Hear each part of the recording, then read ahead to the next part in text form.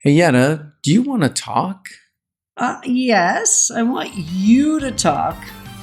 Moving forward with the Dekker Team. Moving forward together with the Dekker Team.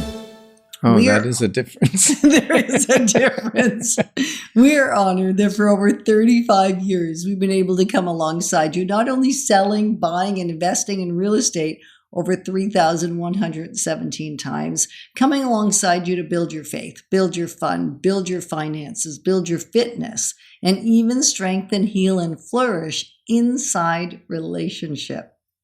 We're going to discover in this segment a few systems of communication that can deepen connection, help you stay present, and help you flourish in those relationships we were just talking about. Yeah, it's so important, whether it's business, family, friends, romantic, all of those things work with most of these tips. Well, and what's interesting is apart from relationship, there really is nothing else. Life's pretty lonely if you don't have any relationships. Well, you're still going to have relationship to yourself. You're still probably going to have relationship to your God. You're going to have relationship to your environment. So really relationship, whether it's human relationship or your human relationship to something. I have a relationship with the chair I'm sitting on right now. Yes. And I'm really happy I have a solid relationship with it because that's true too, right? So we're talking about human relationships. What are some of those systems, strategies, tips, tactics, tools, actually? Yeah, well, for me, I'm pretty easy to get distracted. I'm visual and things, the saying squirrel. Or geese. Or geese, yeah. So when I go into someone's home to talk to them about buying or selling or investing in real estate or their finances or whatever, if there's a TV or a radio on, I'm going to ask them to turn that off because for me, it's a system. It's bold to ask, or we'll ask, can we go to a different area where it's quieter? Because I want to be present with them. And if I start, my eyes will jut over to something that's shown up on the TV and then that's distracting from the person that I'm connecting with. Well, and chances are you've missed out on what they just said too. Quite possibly. Right? It's such an easy thing to have happen. And they don't feel paid attention to. No, they don't feel listened to, even if I did hear everything. Right. Your connection is still broken. The presence is still broken. Exactly. And so you risk something when you ask them to turn it off or ask to move to another room. I do that sometimes as well because I do too would get distracted. Even though I don't watch TV, I watch the occasional movie. It still distracts me if it's on. I don't even enjoy watching sports. And yet we're sitting in a restaurant that has the TV screens going and we're having a conversation. All of a sudden you'll say, "Where'd you go, Yetta?" And it's like, I'm watching that. I don't even know what that is. I don't even know what they're doing. I'm not even interested. And I'm still gone. So I will typically say when I ask them to turn it off or can we move rooms, I tell them why. You're important to me. There is nothing more important to me right now than hearing what you have to say, because it's the only way we can figure out how we can best help you, whether we can help you. And so that's why I'm asking, because I don't want to get distracted. I don't want you to feel that I've just left you. And unfortunately, it might happen if there's distractions available. Yeah.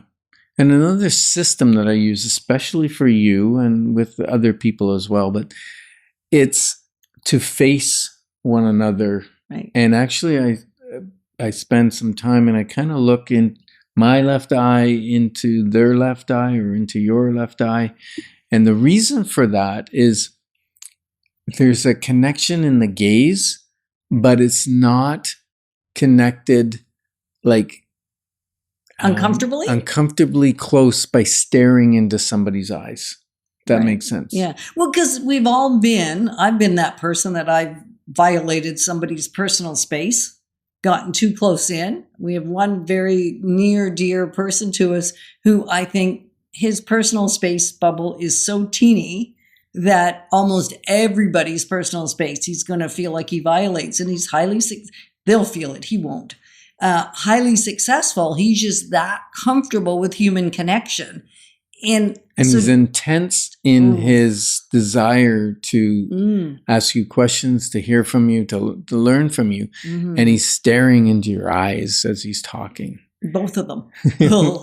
And so we've all been there. Maybe we've done it. Maybe you've done it. I've done it for sure, way too often. And everybody has a different propensity of what that looks like or what that feels like. Yeah. So if you're paying attention when you're talking to somebody, you'll pretty quickly be able to see what their discomfort is and then just back up.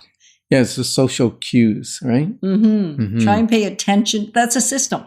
We're talking about systems and tactics and tips and tools to deepen connection. Being aware of someone's need for personal space is pretty big up there. Yeah. And asking open-ended questions. Like nothing will shut down a conversation than asking a question that has a yes or no answer. Consistently. Yeah. Sometimes it's fine. You do need to have some of those if it's a fact thing. What's the age of the roof? That's a short answer. Yes. Is it, did you replace it last year? Yes or no, that's appropriate. Tell me some things about your home that you've improved since you stayed here, since you bought it. Right. That works, right? Rather than saying, did you replace the washer? Did you replace the dryer? Did you replace? Whoa, that just feels like you're a drill sergeant and you're pounding on somebody. So a lot of yes, no type answers can also feel threatening.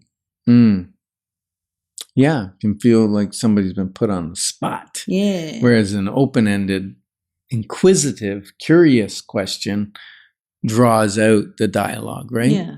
And if you're thinking you want to be part of this insane, I was going to say, but this fun and enjoyable and varied community, the Dekker Team, give us an email, together@dekkerteam.com, and we would love to invite you in and keep you posted on what we're offering. We have a workshop coming up online around agency and real estate relationships. We have a book coming out. There's all kinds of fun things happening that we would love to have you be part of if it feels good to you.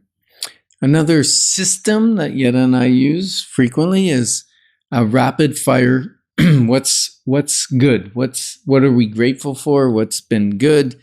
And Yetta will say one, I say one. You could call it popcorning. Yep. Back and forth. Rapidly popcorn. You've done a great job in this show today. Thanks, love. And you look marvelous. Thank you. So sometimes it's complimenting each other, or sometimes it's gratitudes. They all take on different variations depending on what mood we're in. And sometimes it's for the purpose of shifting the other person's state.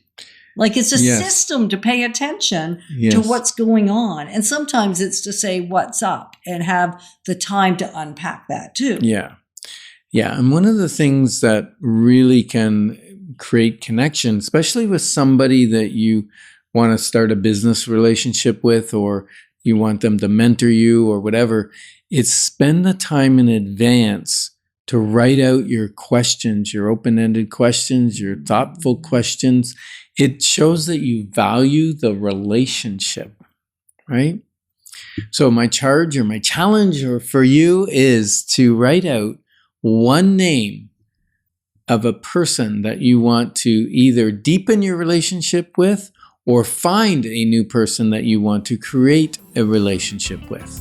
And we're grateful that you joined us on Life's Inside Track, because when we move forward together, we've got this. Moving forward with the Dekker Team. Moving forward